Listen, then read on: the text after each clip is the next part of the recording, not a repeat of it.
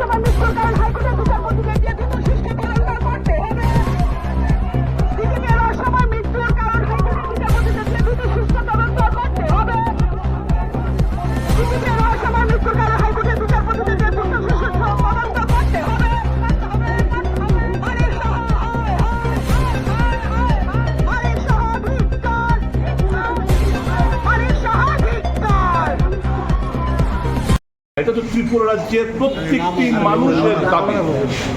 একজন নিষ্ঠাবান সৎ একজন IPS officer, director general of police র্যাঙ্কের অফিসারকে আমরা হারিয়েছি। না আপনি দেখেছেন ওনার অফিসে ঝুলে আছে, না আমি দেখেছি। আমার সৌভাগ্য হয়েছিল মর্গে গিয়ে দেখা। আমার কমন সেন্সে যতটুকু আমি জানি, যখন কেউ আত্মহত্যা ফাঁসি দেয় তার চোখগুলো বালজ আউট হয়ে যায়, জিভ বেরিয়ে আসে। ডাইরেক্টর জেনারেল অফ পুলিশ ধানকারের আমি যখন চেহারা দেখলাম মনে হয়েছে যেন উনি ঘুমিয়ে আছে। ওনার চোখগুলো বালজ আউটও হয়নি, জিভও বেরিয়ে আসেনি। তো নানা সন্দেহ, বিভিন্ন সন্দেহ আমাদের মনে যাচ্ছে। তো এই সন্দেহগুলো প্রত্যেক ত্রিপুরাবাসীর মন থেকে দূর করা দরকার। এই ডিমান্ড আমাদের কেন করতে হবে? ত্রিপুরা রাজ্যের one of the finest officer আমরা হারিয়েছি। মুখ্যমন্ত্রী দেন এই ডিমান্ডটা কেন করতে হলো যে হাইকোর্টের একজন বিচারপতিকে দিয়ে একটা তদন্ত কমিশন গঠন করো, বিচার বিভাগীয় তদন্ত করো? কেন আমাদের ডিমান্ড করতে হবে? মুখ্যমন্ত্রী আমি জানি টুডে অর টুমরো সে দেবে, কিন্তু এই এভিডেন্সগুলো মিটিয়ে যদি দেয়, তাজা সমস্ত মানুষের নলেজে সব কিছু রয়েছে। কে কখন লাস্ট ফোন করেছিল, কার বাড়িতে 3 দিন আগে দেখা করতে গিয়েছিল, কে প্রেশার ক্রিয়েট করেছে, নানা জনের নানা এভিডেন্স দিতে পারে। এইগুলো যখন থিতিয়ে যাবে তখন এই এভিডেন্সগুলো কোনো আসবে না, কাজে আসবে না। এভরিবডি বিকাম হোস্টাইল, জানলে বলবে না। তো এই মুখ্যমন্ত্রী কেন he is buying time? He has lost his officer, he is the chief minister. উনি একজন দক্ষ সৎ ভালো অফিসার হারিয়েছি আমরা ত্রিপুরা রাজ্যের মানুষ। তো এটা তো মরাল ডিউটি যে হায়েস্ট আমরা যে ইনভেস্টিগেশনটা চাইছি সেটা আমরা তো সিবিআই চাইছি না, আমরা চাইছি একজন কর্মরত হাইকোর্টের বিচারপতিকে দিয়ে বিচার বিভাগীয় তদন্ত করা। এই তো আমাদের ডিমান্ড। এটা করছে না বলেই তো আজকে গিয়ে একটা প্রত্যেকে একটা আন্দোলন সংগঠিত করলাম, উনার বাসভবনের গেটের সামনে গিয়ে বসে আমরা ধর্নায় ডিমান্ডগুলো রাখলাম। এটা একটা জাস্ট প্রত্যেকে আজকে করলাম। যদি আমাদের ডিমান্ড ফুলফিল না, ত্রিপুরার যে মানুষ, এটা পলিটিক্যাল ডিমান্ড না। আমরা এই মৃত্যু নিয়ে পলিটিসাইজ করতে চাই না। আমরা একবারের জন্য বলিনি শাসক গোষ্ঠী জড়িত। কি পরিস্থিতি, কোন সার্কামস্টেন্সে কোন পরিস্থিতি কি হলো না হলো সবটা যেন বেরিয়ে আসে, এটি আমাদের ডিমান্ড। যে মানুষের হয়ে আমরা এই কথাগুলো বলছি। Thank you. বিভিন্ন অঘটন মানুষ সম্মুখীন হয়েছে। ডিজিপি সাহেবের মৃত্যু, এটা এই রাজ্যে একটা বিরাট অংশের আরক্ষা প্রশাসন বলুন, সাধারণ প্রশাসন বলুন, সাধারণ মানুষ থেকে শুরু করে সমস্ত রাজনৈতিক দলগুলির কাছে এটা একটা উদ্বেগজনক যে ওনার অস্বাভাবিক মৃত্যু হয়েছে। ওনার আরক্ষা কর্মীরা যারা যখন এটা জানা গেল, দেখা গেল সাধারণত মানুষ দুর্ঘটনা ঘটুক, অস্বাভাবিক মৃত্যুজনিত ঘটনা ঘটুক, মানুষ তড়িঘড়ি করে সেখান থেকে হসপিটালে স্থানান্তরিত, কিন্তু দীর্ঘ সময় প্রলম্বিত করে কার অপেক্ষার জন্য এই ওনার এই পার্থিব শরীর সেখানে রেখে দিয়ে যখন হাসপাতালে পাঠালো, এবং হাসপাতালে যাওয়ার পরে দেখা গেল দীর্ঘ 40-45 মিনিট নানা ধরনের আপনার পরীক্ষা নিরীক্ষা হবে, তাহলে বলতে হবে যে এই যে ঘটনাগুলি, এটার কী আবশ্যকতা ছিল। যদি উনি অস্বাভাবিকভাবে ওনার মৃত্যু ঘটেই থাকে, তাহলে সঙ্গে সঙ্গে কেন ওনাকে হাসপাতালের দিকে নিয়ে যাওয়া হলো না?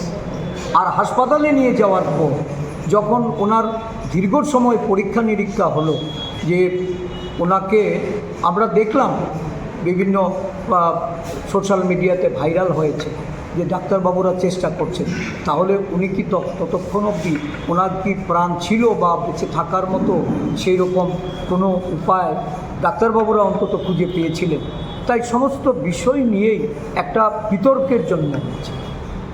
অনেক ঘটনায় রাজ্য সরকার বা রাজ্য প্রশাসন থেকে তদন্তের আদেশ দেওয়া হয়েছে, কিন্তু এই তদন্তগুলি নিয়ে আজকে জনে মনে একদিক থেকে যেমন একটা সন্দেহের উদ্রেক হয়, আরেক দিক থেকে তার কোনো ধরনের আমরা উত্তর বা এই তদন্ত পরিশেষে কোনো ধরনের রিপোর্ট প্রকাশ হতে আমরা পাই। বিগত 8.5 বছরে এই সরকার বহু ঘটনায় তদন্ত করেছে, কিন্তু তদন্ত আজও প্রকাশিত হয়নি। স্বাভাবিকভাবেই আজকে পুলিশের মুখ্য আধিকারিক ওনার মৃত্যু সারা দেশকে নাড়া দিয়েছে। আমাদের রাজ্যে একটা বিরাট অংশের মানুষের মধ্যে আজকে এই নিয়ে অনেক প্রশ্ন উঠে আসছে। স্বাভাবিকভাবেই কংগ্রেস দল এই বিষয়টাকে নিয়ে একজন হাইকোর্টের কর্মরত বিচারপতির দ্বারা তার যেন তদন্ত করা হয়, এই দাবি নিয়ে আমরা আজকে বেরিয়েছি।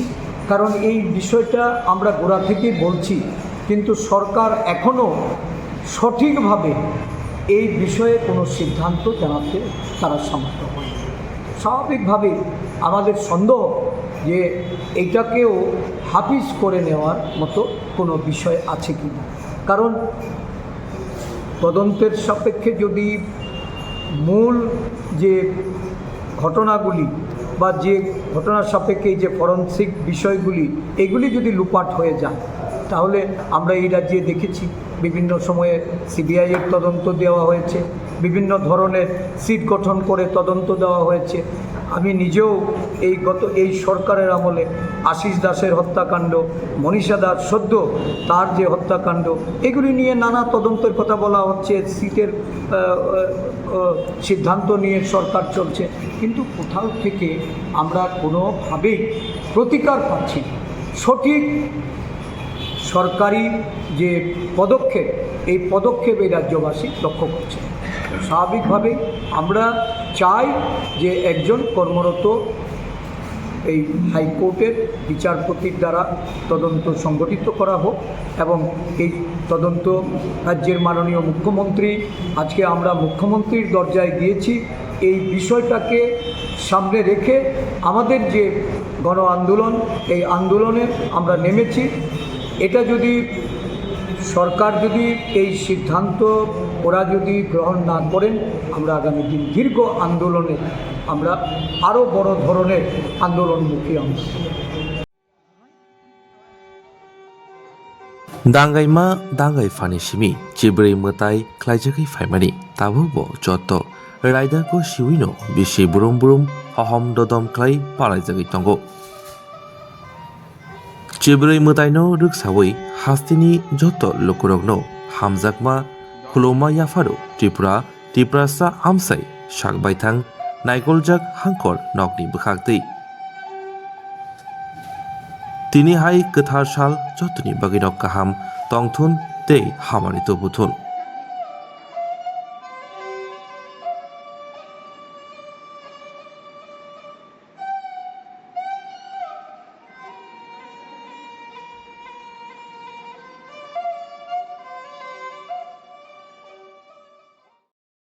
इस रथ यात्रा के पावन अवसर पर स्वर्ण कमल ज्वेलर्स लेकर आया है स्वर्ण वर्षा 1 जुलाई से 25 जुलाई तक। अपना पुराना गोल्ड उसकी प्योरिटी के हिसाब से कंप्लीट वैल्यू पर एक्सचेंज कीजिए। पाइए गोल्ड ज्वेलरी के मेकिंग चार्ज पर 30% ऑफ और डायमंड ज्वेलरी के मेकिंग चार्ज पर 100% ऑफ। हर परचेज पर अशोर्ड गिफ्ट्स भी और सिर्फ बिल अमाउंट का 25% पे करके अपना गोल्ड रेट आज ही बुक कीजिए। तो इस रथ यात्रा खुशियों के साथ बचतों की भी हो। स्वर्ण वर्षा स्वर्ण कमल ज्वेलर्स, विश्वास, गुणवत्ता और बेहतरीन डिजाइन का नाम। Terms and conditions apply.